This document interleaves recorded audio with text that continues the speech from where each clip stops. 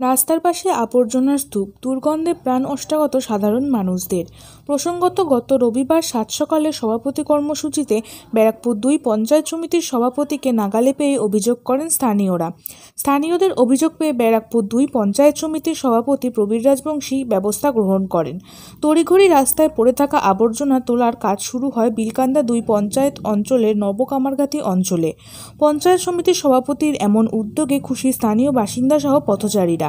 এলাকাবাসীরা বলেন, বিগত দিনে বহু মানুষকে এই ভ্যাটের ব্যাপারে অভিযোগ করা সত্ত্বেও কোনো কাজ হয়নি, কিন্তু এবার দেখলাম পঞ্চায়েত সমিতির সভাপতি নিজের উদ্যোগ নিয়ে ৭২ ঘন্টার মধ্যে আমাদের এই দীর্ঘদিনের সমস্যার সমাধান করলেন। এর জন্য আমরা সমগ্র গ্রামবাসী পঞ্চায়েত সমিতির সভাপতিকে ধন্যবাদ ও শুভেচ্ছা জানাচ্ছি।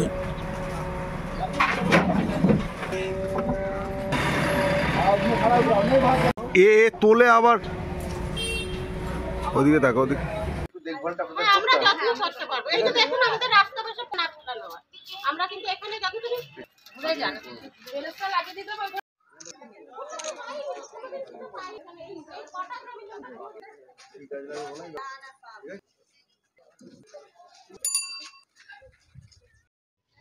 এখানেই থাকেন? হ্যাঁ, আমার এই সমস্যা ছিল মূলত আপনার। আমার এই এলাকাতেই বাড়ি, ছোটোবেলা থেকেই মানুষ হয়েছি। এত বড় বড় দুটো পুকুর আমাদের এই এলাকার, এই হচ্ছে পুকুর ফুসফুস। কারণ ছোট ছোট ঘর আর এক একটা প্লটে দুটো তিনটে ফ্যামিলি থাকে, তো এত নোংরা আবর্জনা স্বভাবত কোনো জায়গা নেই ফেলার। লোকে বাধ্য হয়ে, সবার অসুবিধা হচ্ছে এইখানের, আমাদের সবার অসুবিধা হচ্ছে, কিন্তু বাধ্য হয়ে লুকিয়ে চুরিয়ে ফেলে। তো এই নোংরা পরিষ্কার হয়, আমরা যে কী উপকৃত তা আমরা ভাষায় প্রকাশ করতে পারছি না। এত আনন্দিত, এত উপকৃত এই নোংরা পরিষ্কার হওয়ার জন্য। সমস্যা ছিল বহুদিনের সমস্যা। নোংরা ফেলার লোকের জায়গা নেই, এখানেই ফেলে। তো আমাদের সভাপতি নতুন উদ্যোগ নিয়েছে, দুয়ারে সভাপতি।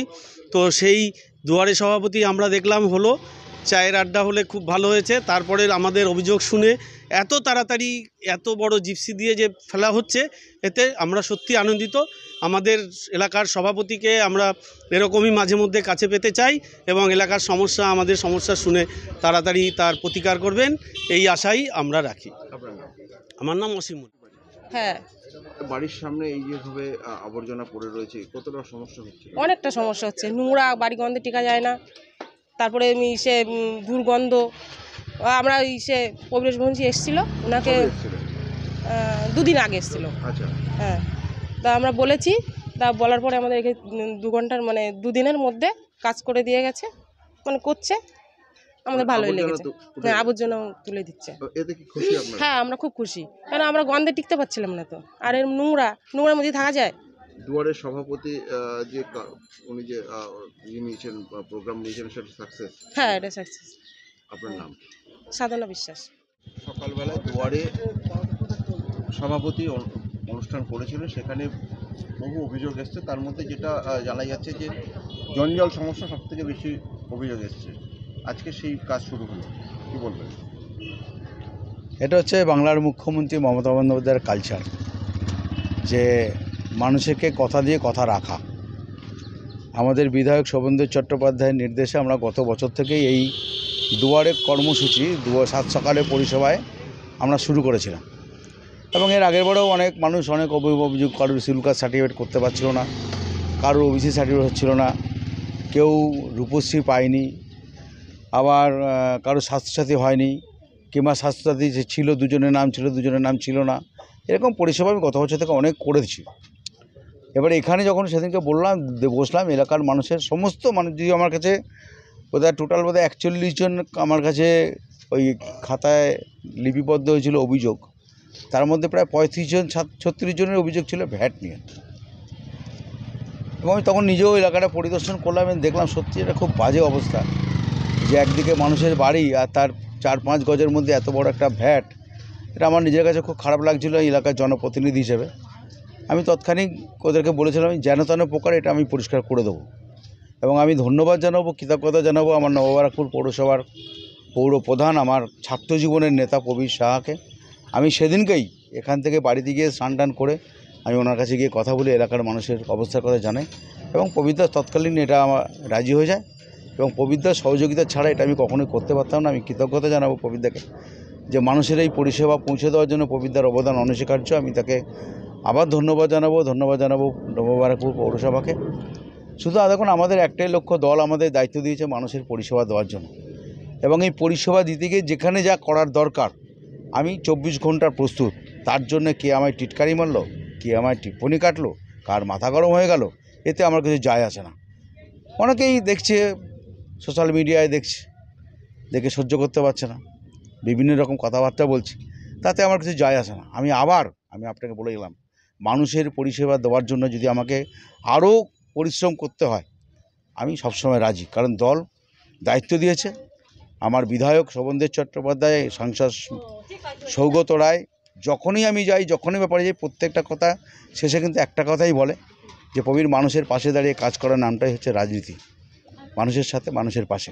সুতরাং সাময়িকভাবে একটা সমস্যার সমাধান, স্থায়ী সমস্যার সমাধানের জন্য বলি আপনাকে, সেটা হচ্ছে যে আমাদের মাননীয় মেয়র, কলকাতার মেয়র, রাজ্যের অত্যন্ত গুরুত্বপূর্ণ মন্ত্রী ববি হাকিমের নেতৃত্বে আমরা একটা নগর উন্নয়ন দপ্তরে একটা মিটিং করেছিলাম একটা পার্মানেন্ট সলিউশনের জন্য, এবং কি প্যাটার্নের ভ্যাট তৈরি হবে সেটা দেখার জন্য একটা বৈদ্যবাটিতে আমরা গত পরশুদিন আগের দিন গেছিলাম, বৈদ্যবাটিতে দেখে এসেছি একটা ভ্যাট কিভাবে করলে দুর্গন্ধ ছাড়া মানুষকে পরিষেবা দেওয়া যায়, যে ভ্যাটটা হবে কিন্তু মানুষের কোনো সমস্যা হবে না, সেই রকম একটা প্রজেক্ট আমরা দেখে এসেছি।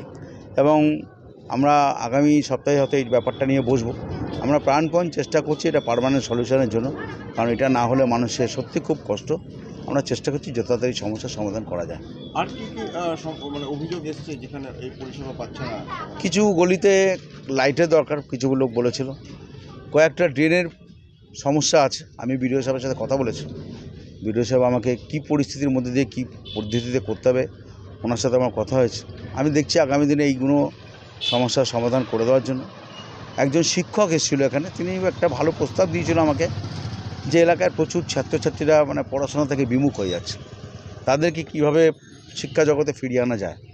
আমি তাদেরকে একটা প্রস্তাব দিয়েছি, তাদের একটা গ্রুপ আছে, দেখলাম 4-5 জনের শিক্ষকদের একটা গ্রুপ আছে। আমি ওনাদেরকে বললাম আপনারা একদিন বসুন আমার সাথে, আপনারা যদি আমাদেরকে একটা সহযোগিতা করেন, তখন সপ্তাহে একটা দিন করে যদি আপনারা সময় দেন, তাহলে আমরা একটা ফ্রি কোচিং সেন্টার করব। এলাকার বাচ্চাদের যারা অর্থের অভাবে, যে বাবা মারা পড়াশোনা করাতে পারছে না, তাদের একটা ফ্রি কোচিং সেন্টার আমরা করব, এবং তার জন্য যা বই খাতা পেন পেন্সিল লাগে আমার ক্ষমতার মধ্যে আমি ব্যবস্থা করব। যতটা করে আমি এলাকার মানুষের কাছে আবেদন করব যে যদি কারোর বাচ্চা কাছে এরকম পরিস্থিতি হয় যে পড়াশোনা করতে চাইছে না, যদি আলাদা এর মধ্যে যেন কোনো ক্লাস করতে হয়, সেটাও আমরা করব, চেষ্টা করছি।